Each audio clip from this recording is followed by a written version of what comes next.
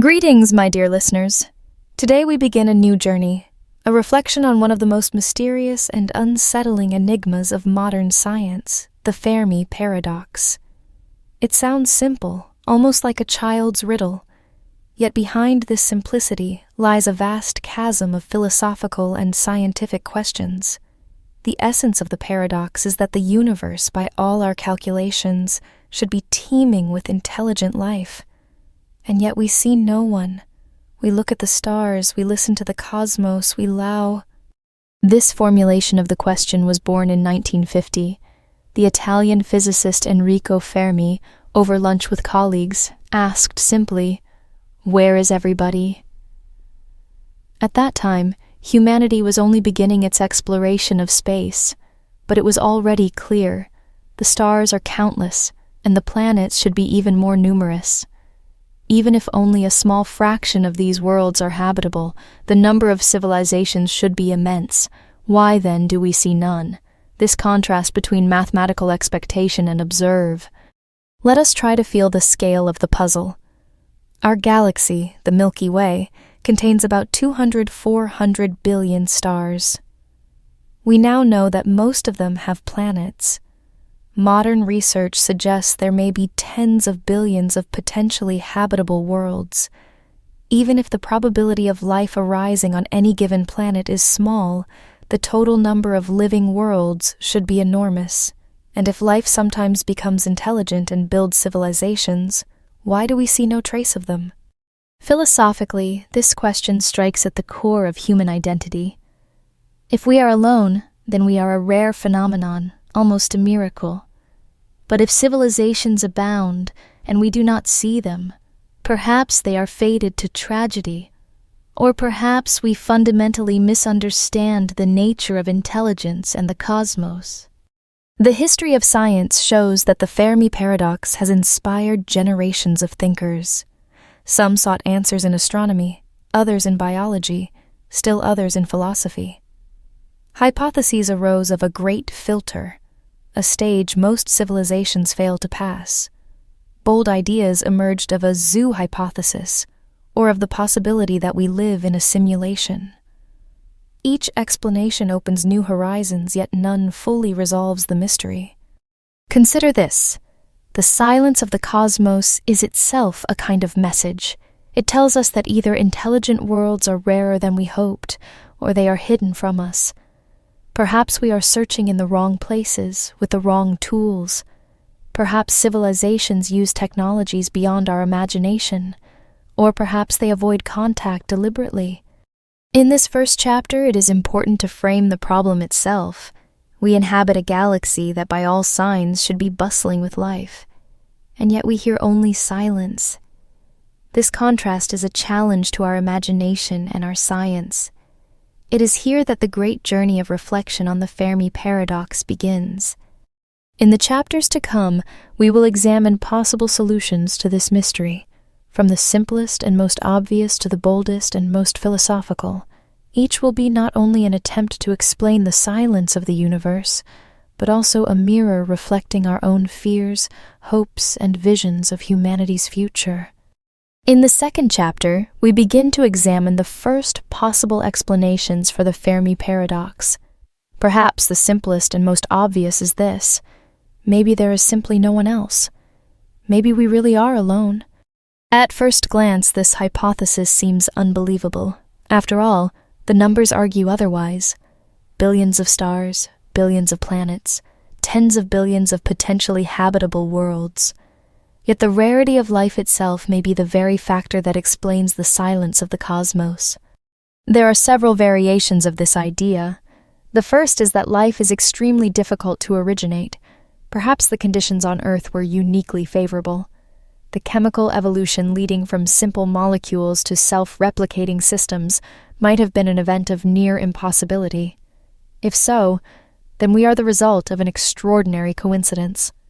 A second possibility is that life may arise more often, but the leap to intelligence is incredibly rare. On Earth, life existed for billions of years before intelligent humans appeared. Perhaps in most cases, evolution remains at the level of bacteria or simple multicellular organisms. In that case, the cosmos could be full of life, but without civilizations. A third possibility is that even once civilizations arise, they may be very short-lived. They may perish due to catastrophes, wars, climate shifts, or other threats before they leave detectable traces in the cosmos. Then we might not be the only ones, but the only survivors at this moment. Philosophically, this hypothesis forces us to reflect on our own significance. If we are truly unique, then every step we take has cosmic weight. We are the only known intelligence in the universe, and thus the responsibility upon us is immense. Yet this thought also carries unease. If intelligence is so rare, then any failure on our part could mean the cosmos returns to silence. The history of science reminds us that the "we are alone" hypothesis has surfaced repeatedly in different eras. Once people thought Earth was the center of creation. Later we learned we were just one planet among many. But perhaps we are the only one where intelligence has blossomed. This circles us back to the ancient idea of the fragility of human existence. Consider this. If we are alone, then every radio signal, every spacecraft, every book, and every work of art is the universe's only voice. In that voice lies not only pride, but responsibility. And perhaps this awareness is itself the first answer to the Fermi Paradox. Thus, the first explanation for the universe's silence is both simple and profound. Maybe there is no one else. In the chapters ahead, we will explore other possibilities, from the rare life hypothesis to ideas of hidden civilizations and mysterious filters through which intelligence must pass. In the previous chapter, we considered the hypothesis that humanity might be a unique phenomenon in the universe. But what makes the Fermi Paradox fascinating is that it has dozens of possible solutions, each opening new horizons of thought. In this chapter, we focus on the rare Earth hypothesis. The essence of this idea is that life itself may arise relatively often, but the conditions that led to complex organisms and ultimately intelligence on Earth are so unique that repeating such a scenario, in other words, bacteria and simple life forms may be common in the cosmos, but multicellular organisms and civilizations like ours are almost an exception. Let us consider some of the factors that might have played a decisive role. First, Earth orbits a star that is stable and remains on the main sequence for a long time. Many stars are unstable, flare violently, or burn out too quickly. Second, Earth is located in the so-called habitable zone, where liquid water can exist. But the zone alone is not enough. The planet must also have the right mass, heavy enough to retain an atmosphere, but not so massive as to become a gas giant. Other details matter as well. For example, the presence of the moon. Some theories suggest that a large moon stabilizes Earth's axial tilt, preventing extreme climate swings. Or Jupiter, the giant planet whose gravity shields Earth from excessive asteroid and comet impacts. Even the position of our planet in a relatively calm region of the galaxy may have been decisive, not too close to the center, where radiation is intense, and not too far on the edge. All these factors form a rare combination. That is why the hypothesis is called rare Earth. It tells us, yes, life may appear, but the path from molecules to civilization requires so many coincidences that our planet may truly be one of a kind.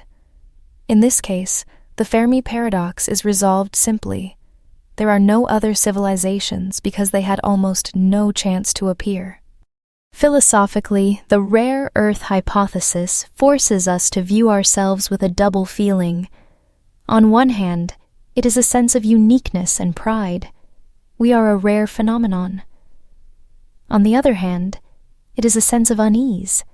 If we are the only ones, then the responsibility for the future of intelligence lies solely on us. We are the guardians of a unique flame, and its extinction would be a tragedy for the entire cosmos. The history of science suggests that humanity has always oscillated between feeling unique and seeking kinship.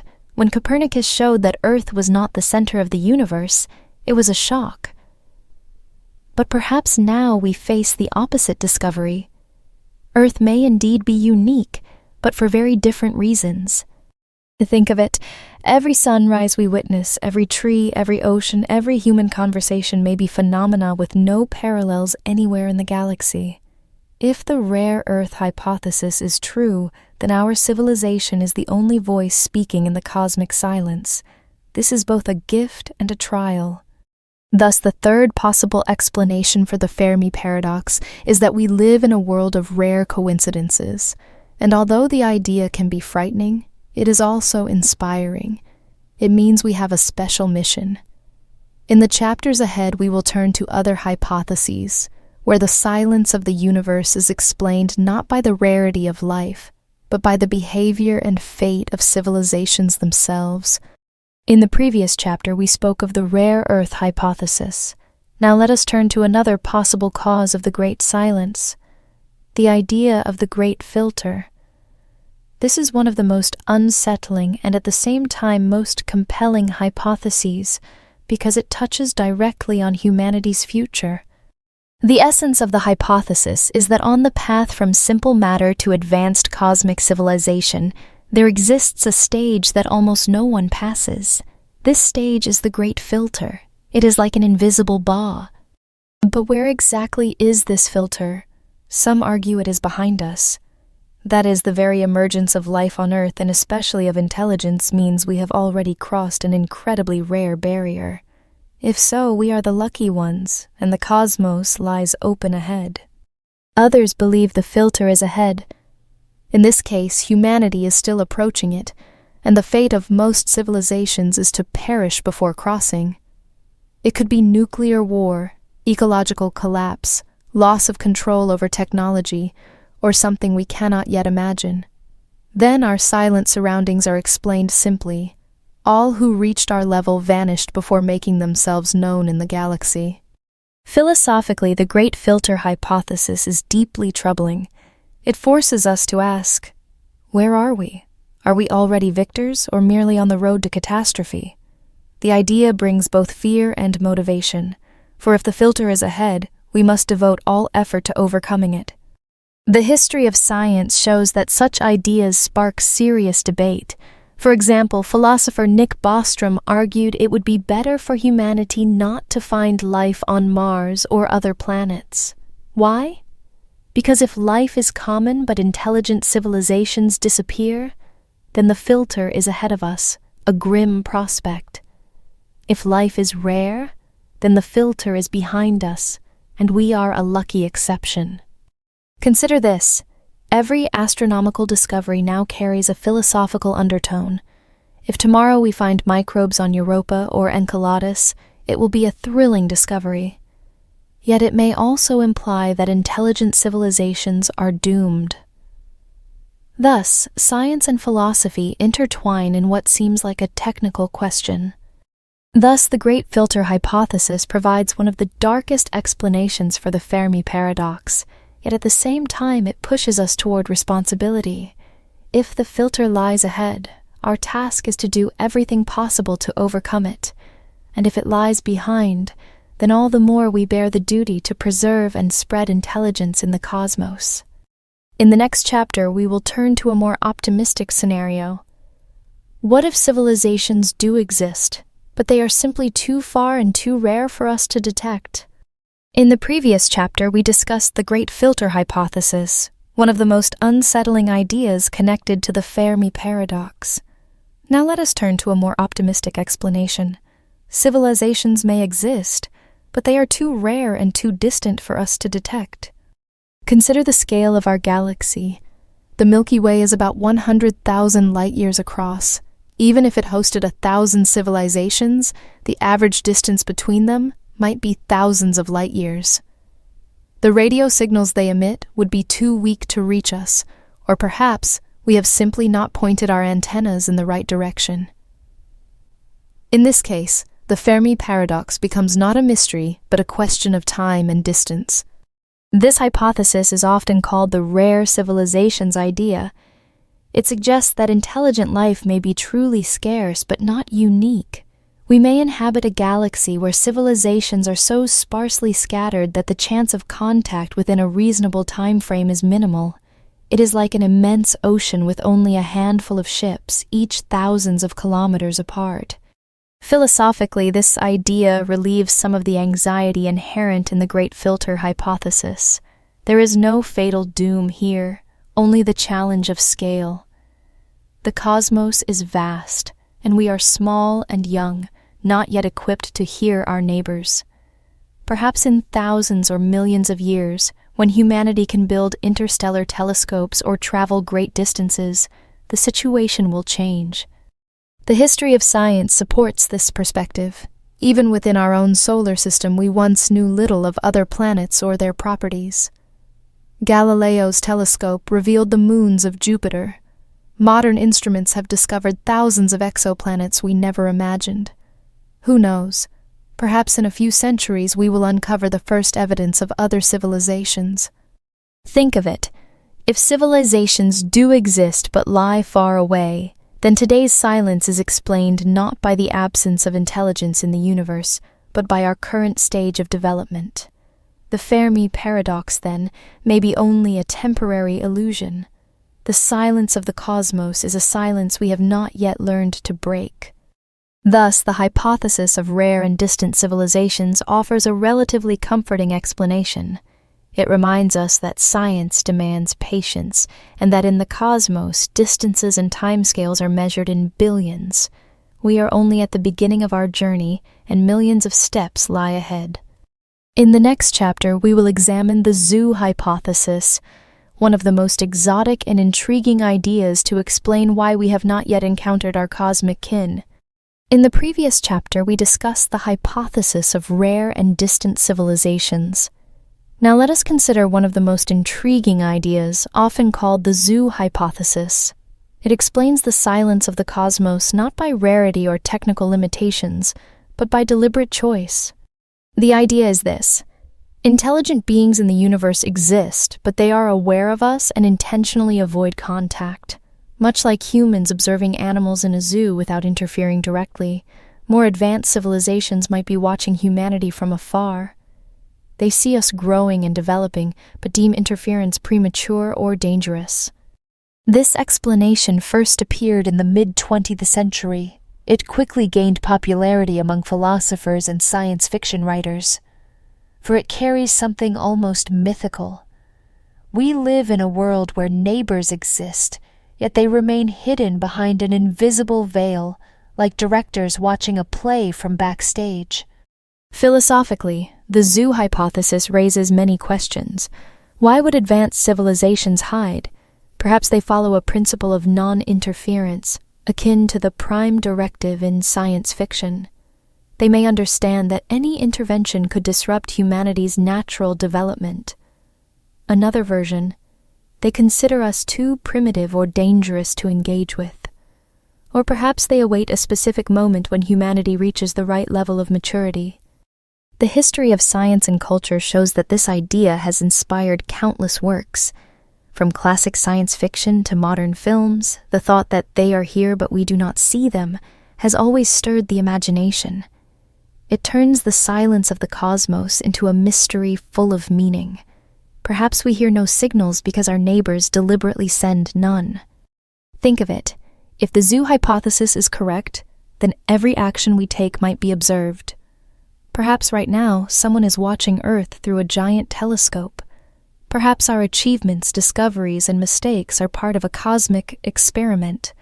The thought is both thrilling and unsettling. On the other hand, the zoo hypothesis is comforting. It asserts that we are not alone. Moreover, near us exists someone capable of watching over us, or at least observing our growth.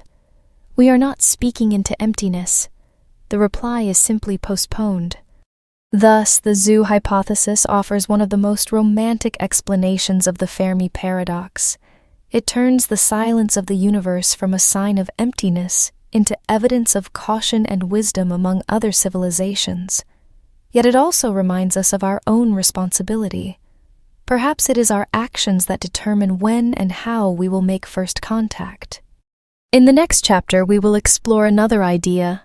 Perhaps civilizations are indeed trying to speak, but we simply do not know how to listen to their signals. In the previous chapter, we discussed the zoo hypothesis, which suggests that civilizations exist but deliberately avoid contact. Now let us consider another possibility. Perhaps civilizations are trying to communicate, but we simply do not know how to hear them. The idea seems simple, but it contains a profound truth. Our technologies, our methods of searching for extraterrestrial signals represent only a tiny fragment of possible means of communication. We listen for radio waves and sometimes send out our own.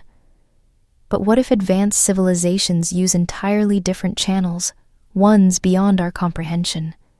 For example, radio waves are only one small slice of the electromagnetic spectrum. Civilizations might communicate through neutrinos, gravitational waves, or some form of quantum entanglement.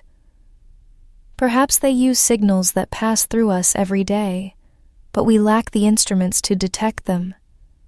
In that case, we are like people trying to hear music by staring at sheet music without knowing how to listen. Philosophically, this hypothesis reminds us of our limitations.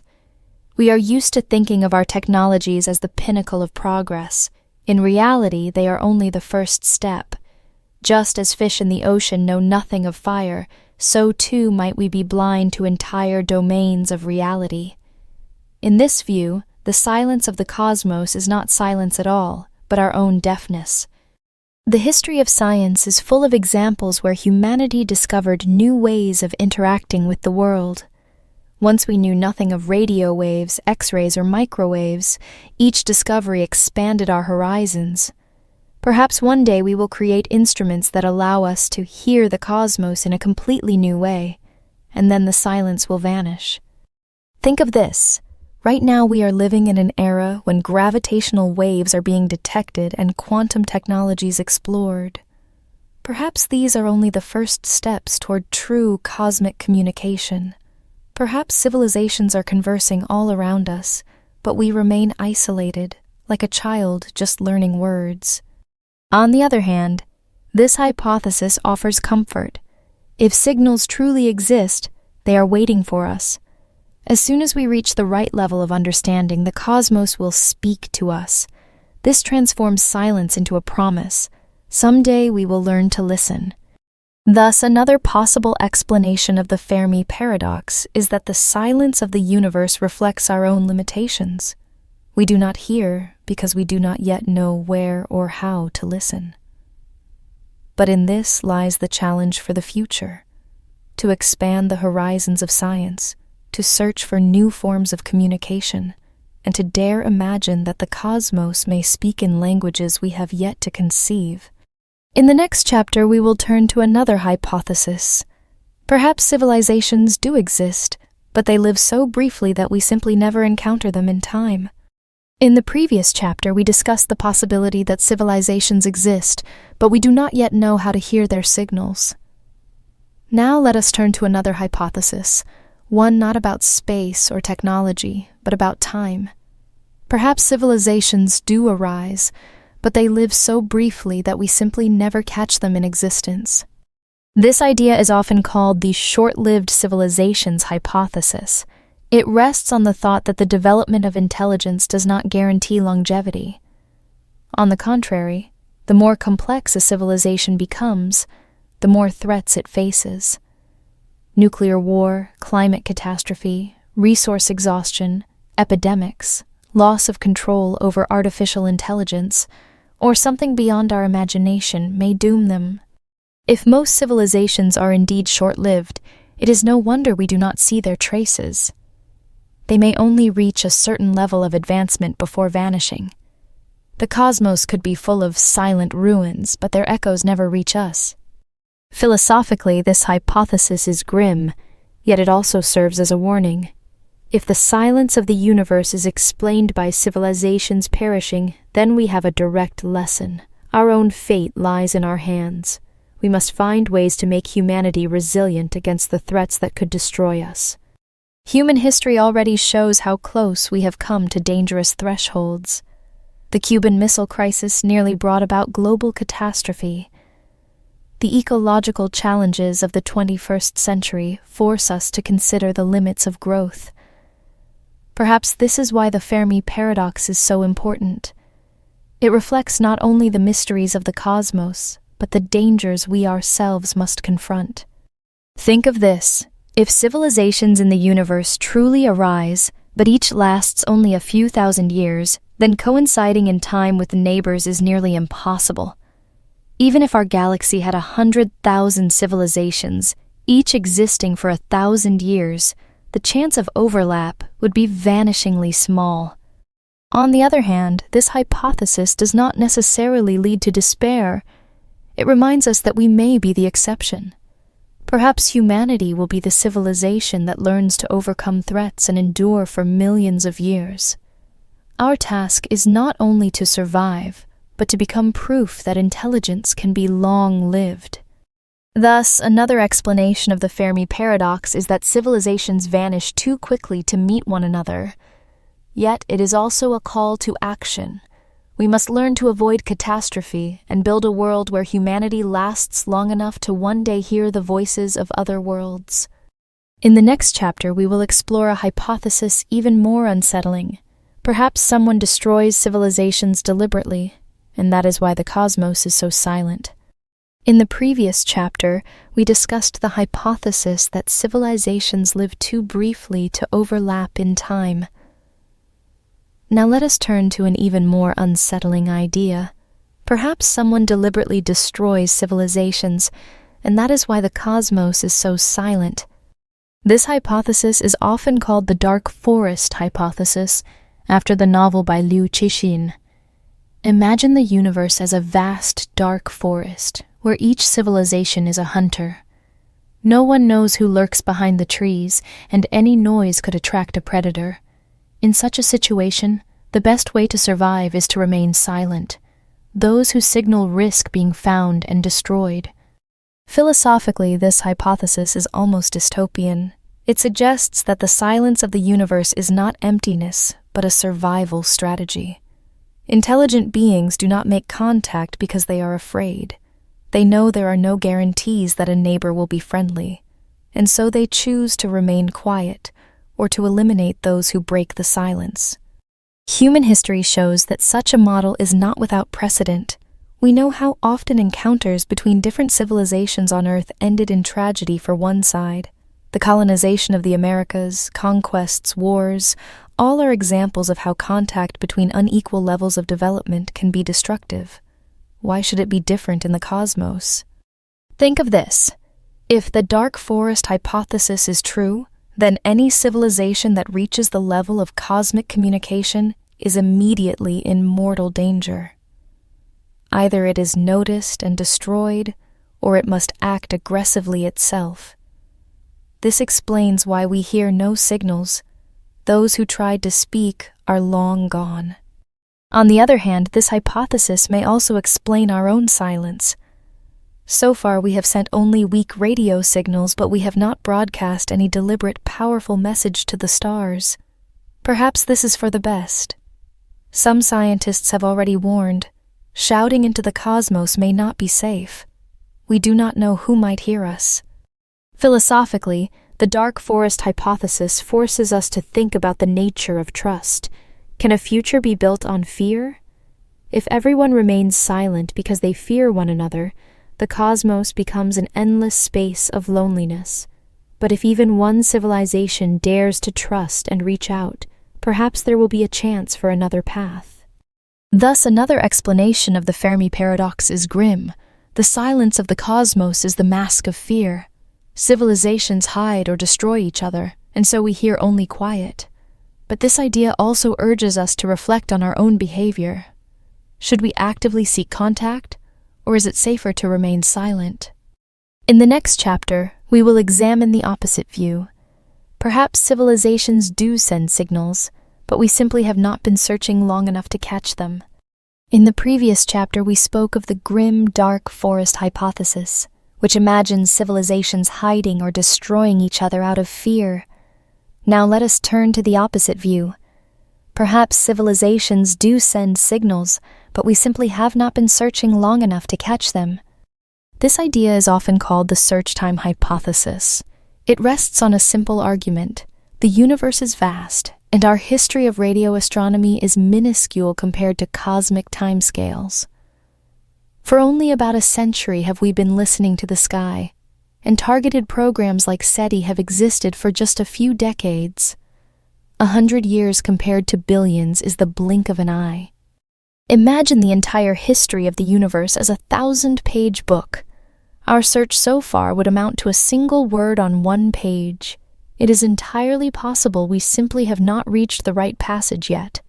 Furthermore, signals may be rare and fleeting. Civilizations might transmit for only hundreds of years before vanishing or changing their methods of communication. To catch them requires extraordinary luck and extended observation. So far, we have been too impatient.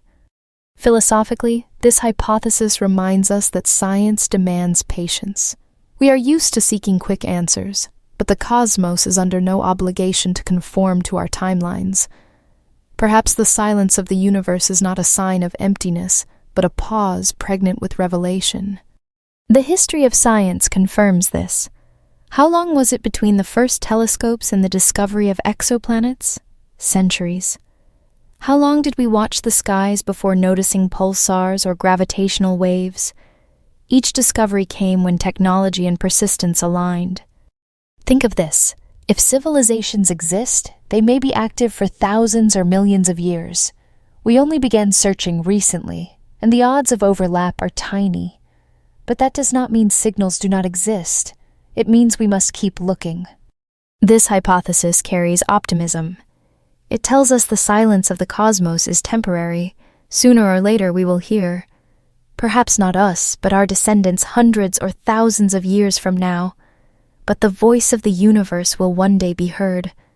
Thus, the search time hypothesis offers a comforting resolution to the Fermi Paradox.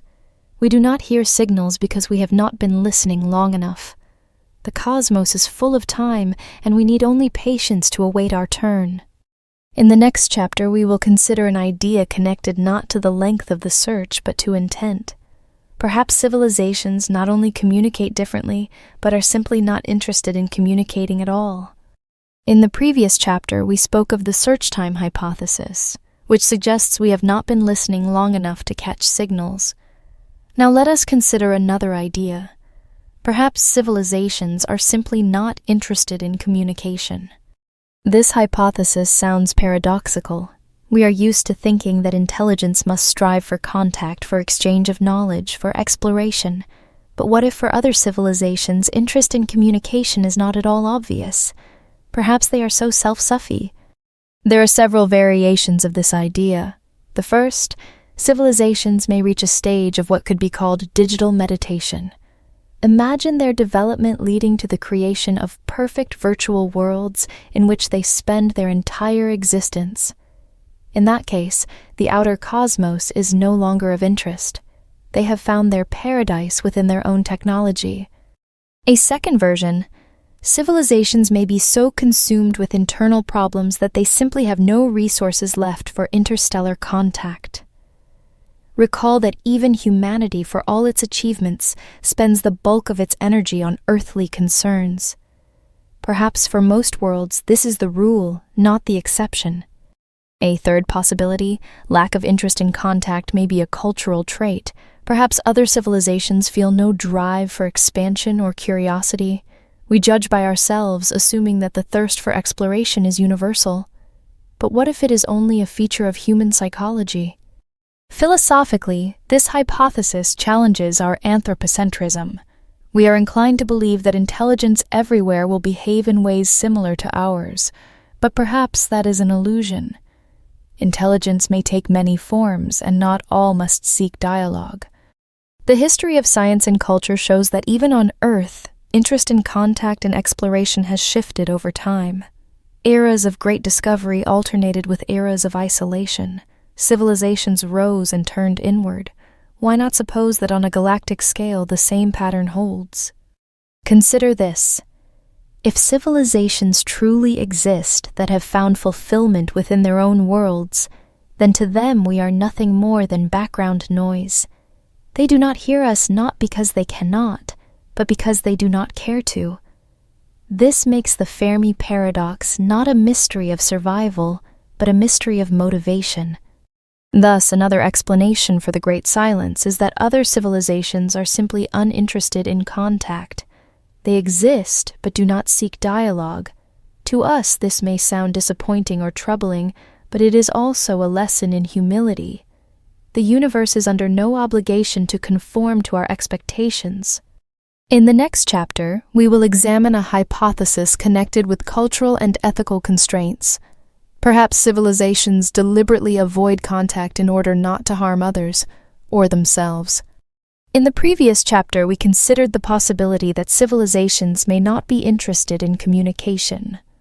Now let us turn to a related but distinct hypothesis. Civilizations deliberately avoid contact for cultural or ethical reasons.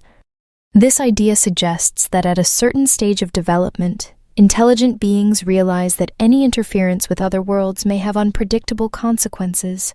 Contact with another civilization could be destructive for it, or even for the initiators themselves.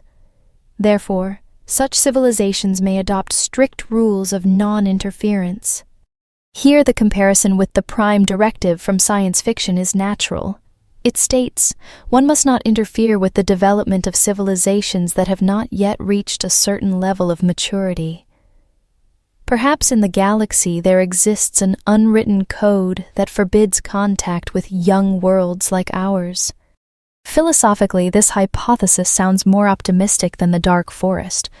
It suggests that the silence of the cosmos is not fear or indifference, but conscious caution and care.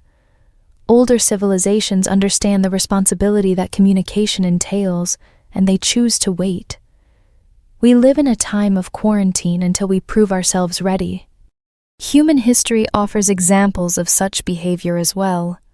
Sometimes more advanced societies refrained from interfering with others, recognizing the risks. Although this rule was often broken, the very idea shows that the principle of caution can be universal. Consider this: if there truly exists a kind of galactic ethics, then our silence is a test.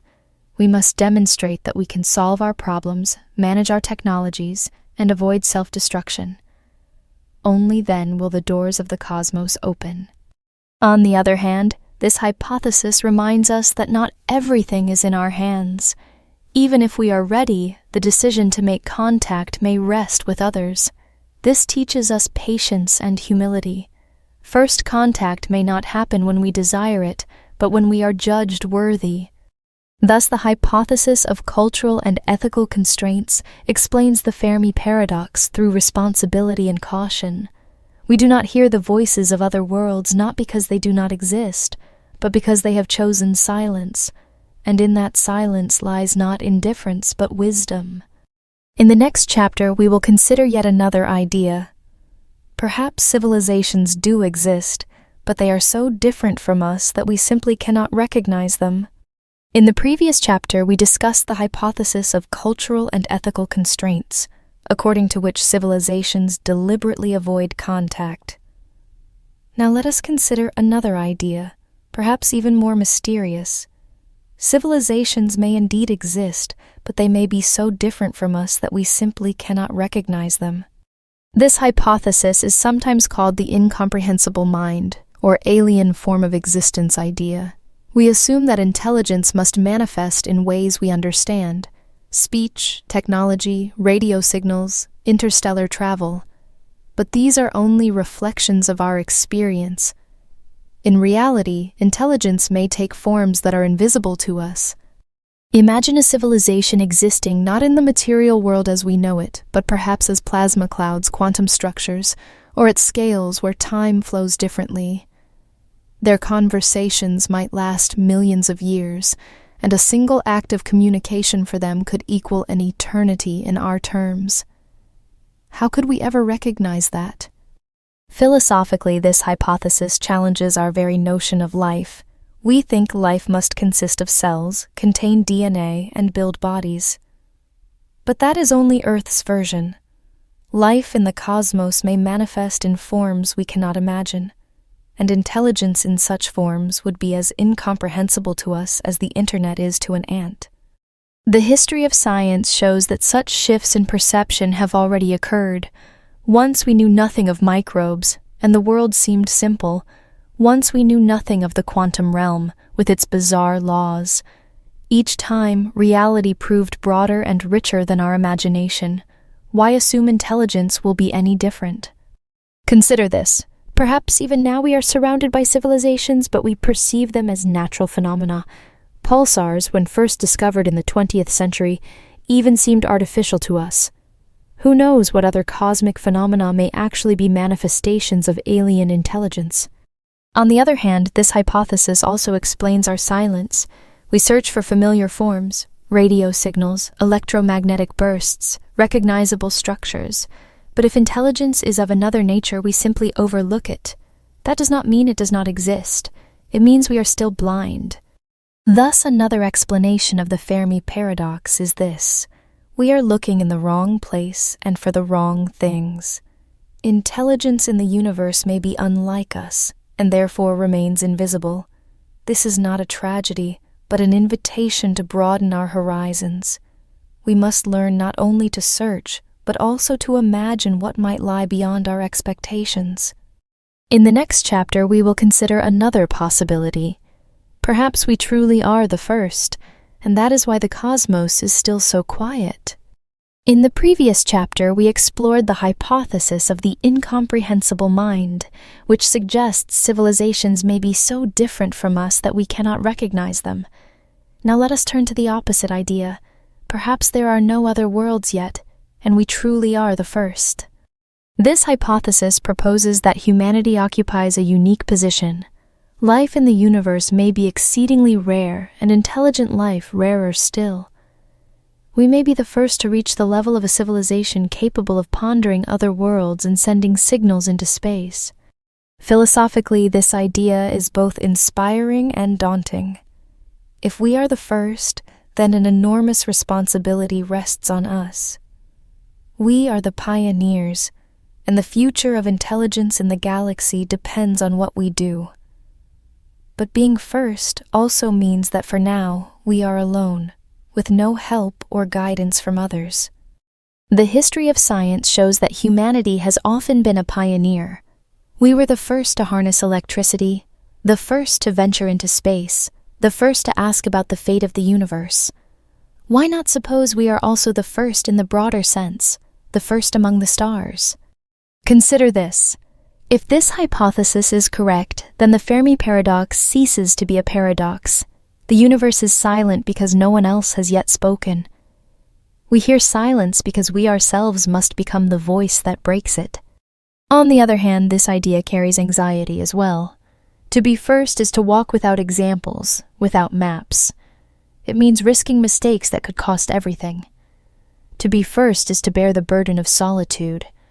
Philosophically, the we are first hypothesis reminds us that greatness and responsibility always go together.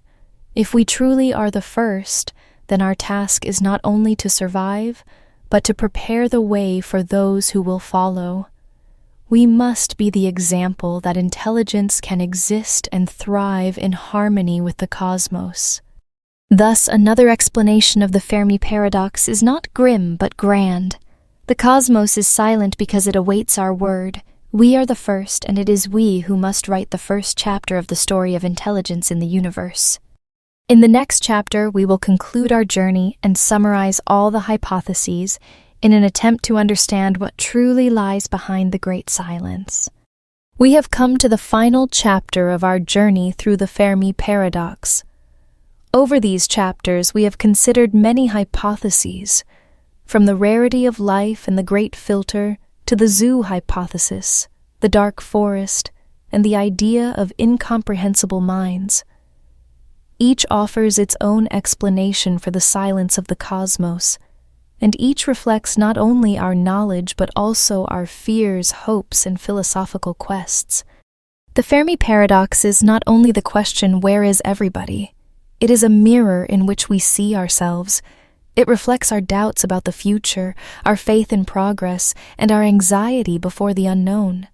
Each explanation we explored speaks not so much about alien civilizations as about the way we imagine ourselves. Perhaps we truly are alone, in which case our task is to be the first messengers of intelligence in the universe. Perhaps we are surrounded by neighbors, but are still too young to hear them. Perhaps we are undergoing trials that destroyed others, and whether we survive will determine whether the cosmos remains empty or becomes filled with voices. Philosophically, the Fermi Paradox reminds us of this. Greatness always comes with responsibility. Even if we do not know whether others exist, we must act as though millions of eyes are watching, for our actions will shape not only the future of Earth but possibly of the entire galaxy. The history of science shows that the greatest discoveries came when humans dared to ask the simplest and boldest questions. Where is everybody? Is one of those questions. It seems simple, yet contains a depth of meaning. It is a challenge to humanity. Are we ready not only to hear, but to answer? Consider this. If tomorrow we received a signal, how would our lives change? Would we be ready for the encounter? And if we never receive an answer, can we ourselves become the voice that fills the silence? Thus, the Fermi Paradox is not merely an astronomical riddle. It is a lesson in humility and hope. It reminds us that the universe is vast, with room both for solitude and for countless neighbors. And while the cosmos remains silent, we have time to grow better, wiser, stronger. We may not know what lies behind the great silence, but we do know this. The future is in our hands. Perhaps it will be us who one day turns silence into a song that echoes among the stars.